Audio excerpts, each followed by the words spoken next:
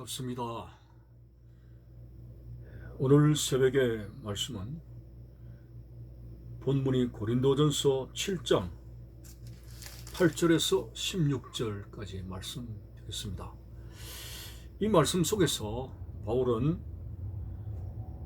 결혼의 목적은 결국은 하나님의 영광이요 구원받는 데 있다, 이렇게 주제를 가지고 있습니다. 오늘 8절에 보면은 내가 결혼하지 아니한 자들과 과부들에게 이르노니 나와 같이 그냥 지내는 것이 좋으니라. 과부들 재혼하지 말고 혼자 예수님을 신랑으로 삼고 신앙생활에 전념해라, 그런 뜻으로 말씀을 합니다. 그러나 9절에서는 만일 절제할 수 없거든 결혼하라. 정욕이 불같이 타는 것보다 결혼하는 것이 나으니라고 했습니다. 자, 이러한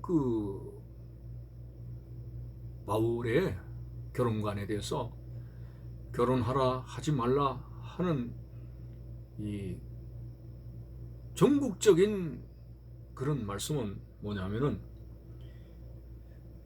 결국 결혼은 하나님께 영광되어야 되는 것이고 구원받는 데 있는 것이다. 죄를 짓지 아니하고 하나님의 말씀에 순종해서 구원받는 데 있는 것이다 라는 그런 주제로 말씀을 하고 있습니다. 그러니까 결혼하지 않고 더 전심으로 얽매이지 아니하고 하나님 앞에 신앙생활을 잘할 수 있으니까 과부들은 재혼하지 말고 얽매이지 말고 하나님 앞에 더 열심으로 살아라. 그리고 구원받는 자가 되어라. 그렇지만 또 만일 절제할 수 없는 정욕에 불타는 과부가 된다면은 그거 재혼해야 된다. 왜? 죄를 지으니까. 바울은 어떤 결혼하느냐 안 하느냐는 그런 여부보다도 그러한 관계를 통해서 더 하나님을 잘 섬기고 구원에 이르는 것이 목적이라는 것이죠. 죄를 짓지 않고. 그래서 8절에는 그냥 지내는 것이 좋으니라고 했지만은, 그러나 9절에서는 절제 못하는 경우에는 죄를 짓는 거니까 차라리 그런 사람은 결혼을 해서 죄를 짓지 않고 구원에 이르도록 하라는 그런 결과의 말씀을 하고 있는 것입니다. 특별히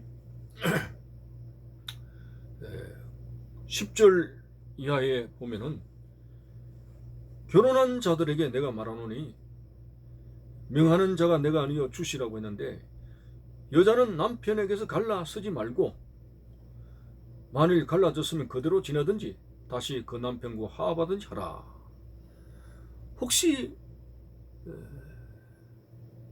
이혼하게 되는 그런 일이 발생하게 될 때에 이혼하는 경우에 다시 재혼하려고 생각하지 말고 그대로 있든지 다시 재결합을 하든지 이렇게 권면을 하고 있는데, 이것도 결국은 하나님 앞에 신앙생활을 더 염두에 두고 하는 이야기입니다. 재혼을 하게 되는 이런 문제, 결혼한 자들에게는 내가 명하노니 여자는 남편에게서 갈라서지 말고 만일 갈라졌으면 그대로 지내든지 또 남편과 화합하든지 재결합을 하라. 결국 이것은 성도로서 하나님 앞에 신앙생활을 더 우선적으로 한 응급의 말씀입니다. 그리고 12절 이하에는 더 구체적으로 구원에 관한 어떤 결혼의 성질을 말씀하고 있는데, 혹시 어떤 남편에게 믿지 않는 아내가 있다고 하자. 갈라서지 마라. 혹시 그 믿지 않는 아내가 믿는 남편으로 인해서 구원받을 수 있다고 하는 것이죠. 거기서 또 구원의 문제가 나오게 되고, 또 13절에도 어떤 여자에게 믿지 아니하는 남편이 있어 아내와 함께 살기를 좋아하거든 그 남편을 버리지 말라. 믿지 않는 아내에게 믿지 않는 남편에게 그러니까 믿는 아내가 믿지 않는 남편을 두고 있으면은 헤어지지 말고 그 남편과 함께 살아라. 왜냐하면은 잘 믿는 그의 아내로 인해서 남편이 구원받을 수 있다는 그런 구원의 관계에 대해서 말씀을 하고 있습니다. 그래서 믿지 않는 남편이나 믿지 않는 아내나 상대방의 믿음의 배우자를 통해서 구원받을 수 있기 때문에 헤어지지 마라. 이런 어떤 구원의 목적을 두고 바울은 재혼관이나 결혼관을 이야기하고 있습니다. 자, 결국은 이 계속 그 바울이 언급해 나가는 말씀의 요지입니다. 16절에도 아내 된 자여 네가 남편을 구원할는지 어찌 알 수 있으며 남편 된 자여 네가 네 아내를 구원할는지 어찌 알 수 있으리요. 그래서 우리는 인생의 노른자와 같은 이 행복한 결혼, 그 결혼의 어떤 모든 종국적인 목적은 예수 그리스도를 통해서 죄 사함 받고 구원에 이르는 것이 최종 목적이다. 이런 결론의 말씀을 하고 있습니다. 그래서 뭐 결혼하라, 뭐 재혼하지 마라, 나와 그냥 지내는 것이 좋다, 뭐 이렇게 하라 하지 말라고 하는 종합적인 그런 말씀의 결론은 구원에 이르게 되는 것이다.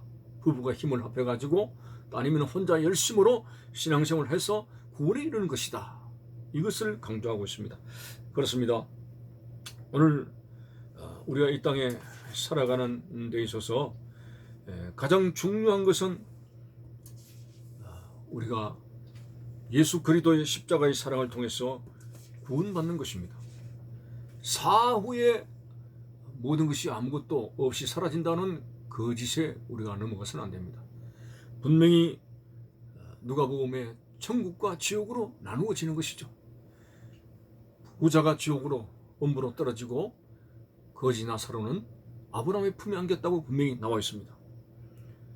어떤 면에서는 세상적인 관점에서는 돈을 많이 벌어야 된다, 출세를 해야 된다, 부귀영화에 이르러야 된다, 이런 관점에서는 누가복음에 나타난 부자는 성공한 인생이라고 봅니다. 그러나 처절하게 그 부자의 집의 대문에 앉아서 구걸하는 그 거지는 실패한 인생으로 그렇게 이야기하게 됩니다. 그러나 그것만 가지고는 판단 못합니다. 결국 이 한 줌의 흙으로 돌아간 이후에 사후의 세계에서 그 결과가 나타나는데 거지 나사로가 천국에 이르게 되고 그리고 부자가 지옥에 떨어지는 그런 결과를 통해서 이 세상에서 그 어떤 것을 얻고 성취한다 할지라도 구원을 이루면은 그 사람은 실패한 인생입니다. 거지 나사로처럼 물질적인 것이나 세상적인 관점에서는 아무것도 없는 궁핍한 사람이라 할지라도 하나님을 통해서 구원받는 인생이 되게 됐을 때 그 사람이야말로 성공적인 인생이라고 말을 할 수 있는 것입니다. 그래서 완전한 성공은 천하보다 귀한 생명이 구원을 받는 데 있는 것입니다. 오늘 참으로 예수님께서 이 땅에 오셔서 회개하라, 천국이 가까이 왔다고 그렇게 말씀하지 않았습니까? 예수 그리스도는 이 세상 사람들의 출세와 성공과 이 세상 사람들의 어떤 욕심에 찬 것을 이루기 위해서 오시지 않았습니다. 십자가에 죽으시고 또 부활하신 모든 주님의 목적은 죄에 빠진 사람들을 사함을 주시고 영생 천국에 이르도록 하시기 위한 그런 주님의 오신 목적이 있습니다. 그렇습니다.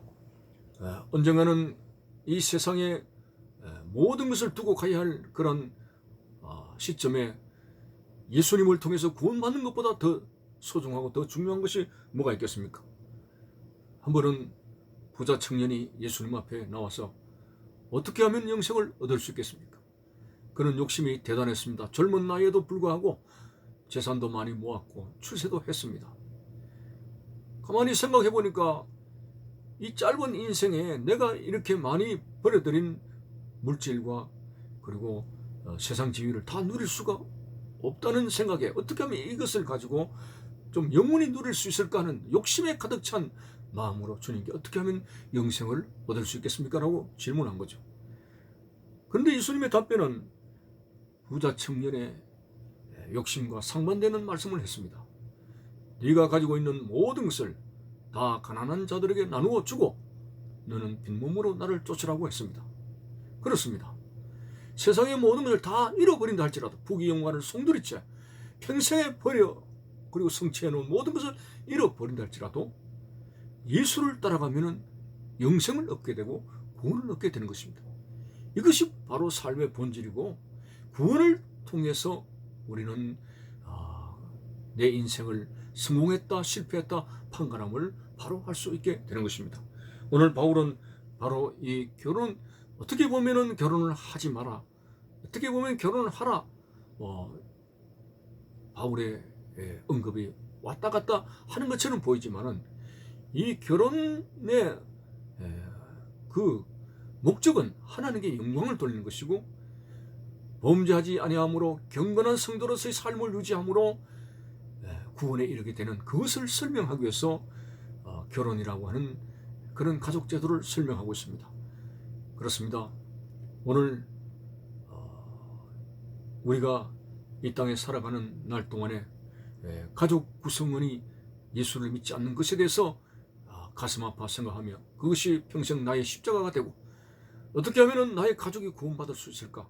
우리는 기도해야 될 것이고 중요한 것은 이 땅의 삶도 우리가 성실하게 살아야 되겠지만은 하나님의 뜻을 따라서 순종해서 성실하게 살고 마침내 반드시 영원한 그런 생명의 도성 하나님 나라에 이룰 수 있는 그런 진영으로 성공한 인생들이 되어져야 된다고 하는 거 오늘 이 시간에 말씀의 결론으로 드렸습니다. 감사합니다.